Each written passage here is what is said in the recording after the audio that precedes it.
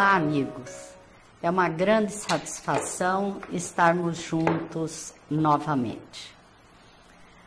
O jovem Saulo de Tarso, de perseguidor dos cristãos que era, após conhecer Jesus, põe sua vida inteiramente a serviço dele, passando então de perseguidor a perseguido, pois a partir de então teve uma vida movida pelo amor de Cristo, a tal ponto que em determinado momento ele disse: "E já não sou eu que vivo, é o Cristo que vive em mim." É sobre este apóstolo do Cristo que nós vamos falar hoje. Francisco Ferraz Batista, palestrante espírita, autor do livro Nos Tempos de Paulo, vai nos falar sobre esse missionário do cristianismo, Paulo de Tarso. Olá, Francisco. É uma alegria imensa para nós ter você novamente aqui conosco. Nossos cumprimentos a você, aos nossos ouvintes, né? E a esse programa, né? Que já é muito conhecido no meio espírita no Brasil. É uma alegria e uma honra estarmos aqui. Alegria nossa, Francisco. Nós temos aqui em nossas mãos, né, o livro que você publicou Nos Tempos de Paulo, um livro muito bom, muito interessante, e ninguém melhor do que você para nos falar um pouquinho sobre essa obra, Francisco. Essa é a oportunidade primeira que nos surgiu de escrever, né? Não tínhamos assim em mente nenhum projeto de escrever livros, até porque fazíamos alguns artigos, algumas questões assim, para algum jornal, etc. Mas nos surgiu esse desejo, esse pensamento. Mas eu fiquei um pouco reticente, porque o que me vinha na mente, ele é todo inspirado, portanto, ele é a mão, né? A gente não coloca ali espírito tal ou qual, porque é um grupo de espíritos paulinos que conviveram com Paulo. Eu fiquei um pouco receoso, porque depois da portentosa e maravilhosa obra Paulo Estevão, né, que é um clássico da literatura espírita, escrever sobre Paulo eu achei que seria uma ousadia muito grande. Mas as ideias persistiram e trabalhamos então nessa obra, que foi lançada em 2014, e mereceu o prefácio da saudosa amiga Sueli Caldas Schubert, né?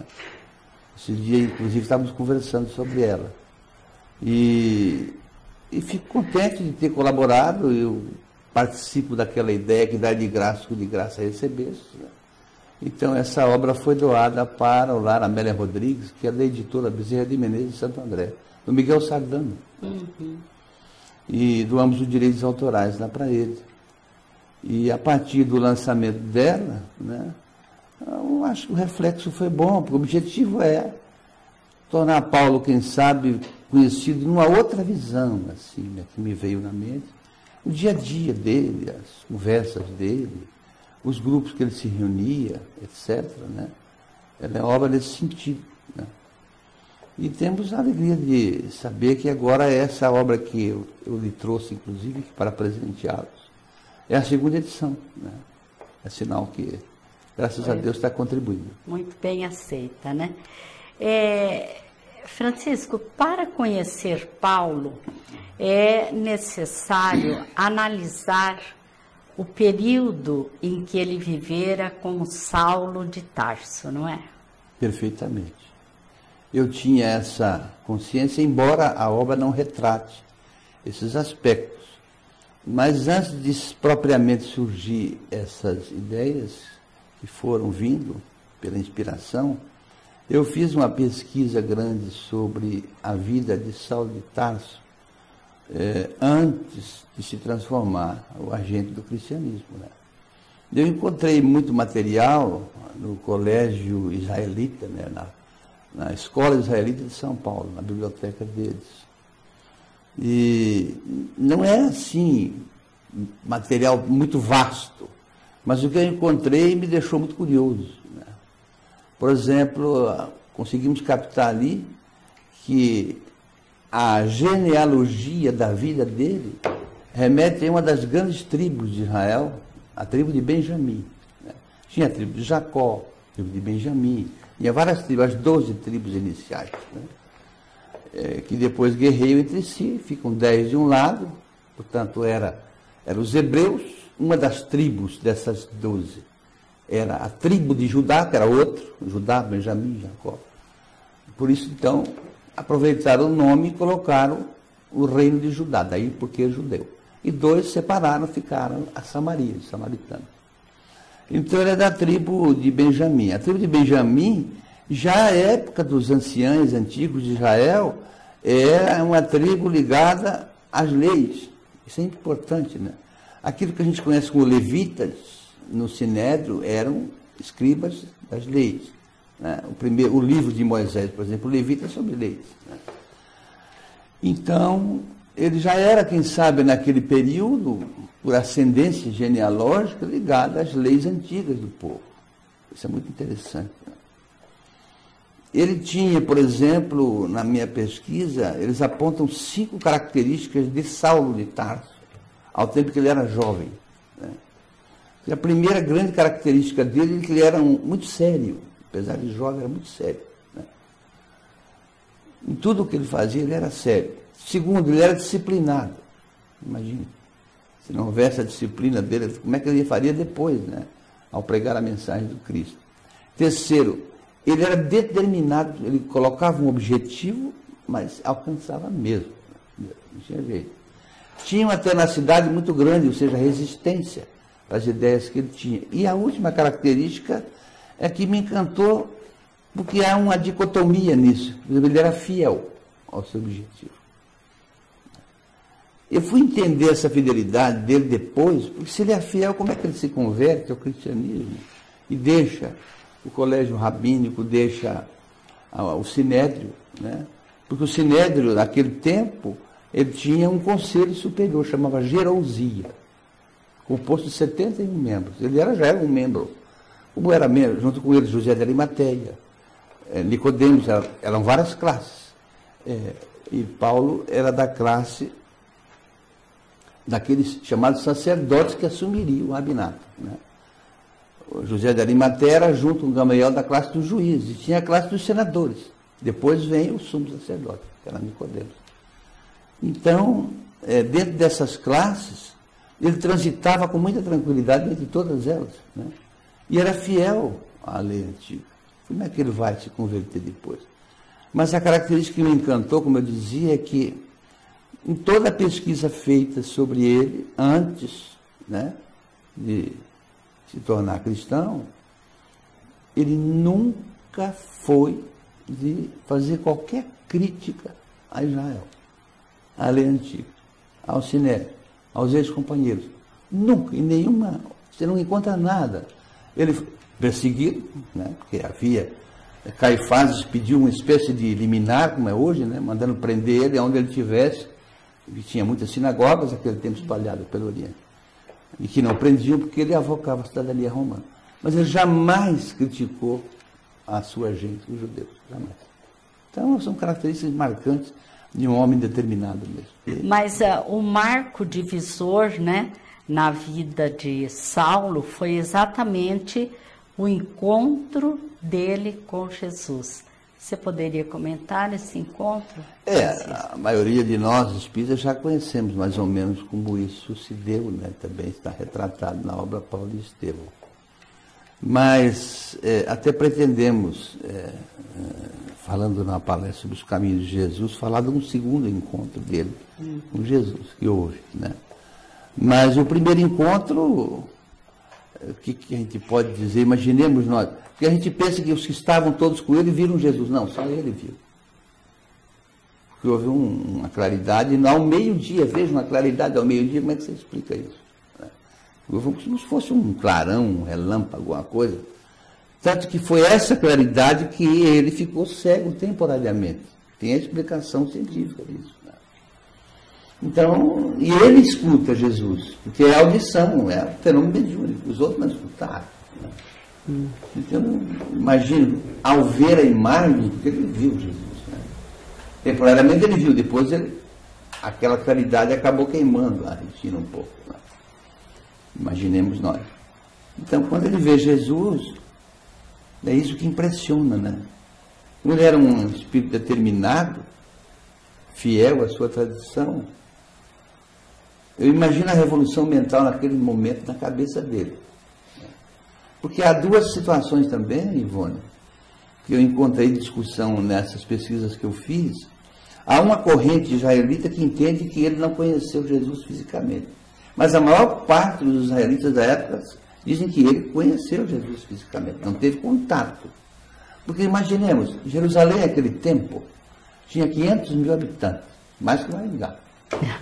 E na época da Pessá, da Páscoa, e como se comemora a travessia do Mar Egeu, aquelas coisas todas, né? Chegava a 1 milhão de habitantes naquela época. E como Jesus revolucionou totalmente aquele tempo, né? A mensagem própria da lei antiga, não havia como ele não ter pelo menos visto ou assistido de longe, passar alguma fala. Era assim na rua, falava nas sinagogas. Né? Então foi uma corrente que entende que ele conheceu fisicamente Jesus, não teve contato. A outra diz que não. Eu fico com essa corrente que eu acho impossível não ter conhecido, não ter visto Jesus. Né? Sim, mas Paulo teve um papel fundamental para que o cristianismo chegasse até os dias de hoje. Né? Não só fundamental, né? É o grande mensageiro. Sem ele não haveria hoje cristianismo até na Terra, porque numa pesquisa recente, numa universidade americana, acho que foi da Carolina do Norte, 40% da população da Terra só que é cristã. Imagina. A gente não pensa nisso, né? Hoje. E sem ele, então, não teria mais cristianismo. Porque os interesses de castas, de sistemas, de religiões, teologais, né, procuravam abafar já aquele tempo a mensagem de Jesus, a perseguição aos cristãos, aquela coisa toda. Né. Então ele é o maior, a expressão é de Emmanuel, na obra Caminho da Luz. Paulo é o maior agente de universalização da doutrina do Cristo na Terra. Pronto. Você se referiu à questão da fidelidade que ele tinha, né? Ele tinha essa fidelidade à lei mosaica. Será que nós podemos deduzir que ele já tinha esse planejamento, esse amor pelo Cristo antes de reencarnar e ele despertou nesse momento, Francisco? A gente já aprendeu como espíritas, né, que a natureza não dá sal. Exatamente. E a gente também já aprendeu que há planejamento no mundo espiritual, muito mais que o nosso. Sem dúvida nenhuma, que imaginamos nós com muita tranquilidade que a vinda de Jesus foi precedida de uma série de organização, de planejamento. E que talvez não tivesse que ser tão como foi com Saulo, se transformar num perseguidor, né? Porque aí entra a questão do corpo, da matéria, do livre-arbítrio. Né? Significa que, muito embora preparado, ele não era um espírito, talvez ainda, óbvio que não era da classe de Jesus, né? Mas talvez lhe faltasse alguns atributos ainda para não esquecer a tarefa e usar de um raciocínio muito cruel, porque ele foi cruel com as coisas. Né? Ele era radical, né? Porque ele era determinado. Se ele achava que era certo, ele fazia. Mas sem dúvida nenhuma que ele fazia parte do grande planejamento, né? Da vinda do Cristo, sem dúvida nenhuma. Ele tinha já esse amor para com o Cristo, né? E tinha o cabedal, o conhecimento próprio, que estava aguardando o momento de eclodir. Nós sabemos que Paulo enfrentou inúmeras dificuldades, né? nós gostaríamos também que você falasse um pouco sobre a maneira como ele foi recebido na sinagoga. Em Paulo Estevam a gente lembra que quando ele acabou saindo fugido de Damasco, né? Num cesto, né? Escondido. Né? E ele vai para o deserto de Dan, né? Ele fica 3 anos lá. É curioso que Gamaliel encontra ele lá, né? Está na obra Paulo Estevam, e presenteia ele com os escritos de Mateus. Isso, quando eu li o livro lá para trás, há muitos anos, me deixava muito curioso. Como é que Gamaliel tinha aqueles escritos? Como é que ele tinha posse daquilo, né? E nós tivemos a oportunidade de escrever um livro, porque isso é uma espécie de uma saga, né? Trajetórias para o Cristo. E ali tem um capítulo que é o julgamento de Saulo de Tarso dentro do Sinédrio. Não é aquele que está em Paulo Estevam, que depois a autoridade romana manda ele para Roma. Né? Então, quando ele não volta de Damasco, a guarda sinedriana, que havia a guarda sinedriana que acompanhou ele, e bate à noite na casa de Caifás e comunica o que aconteceu. Caifás fica extremamente irritado, né? Convoca o genro, Anás, e um grupo de conselheiros mais próximos dele, para dar notícia.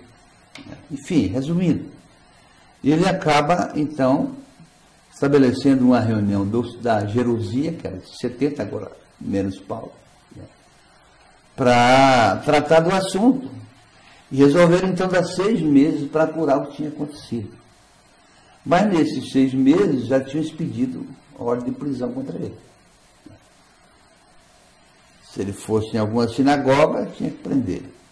Mas as 8 viagens que ele faz, divulgando o cristianismo, eu vi no mapa, ele nunca andou fora do território romano.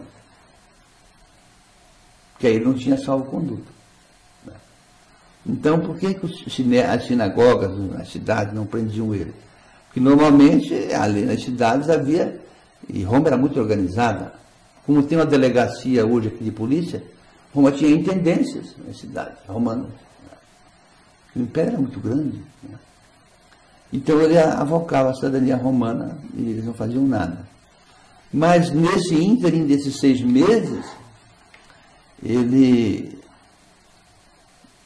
fez uma reunião, Caifás, e disse que apresentariam um libelo acusatório contra Paulo. Então, existe lá no livro.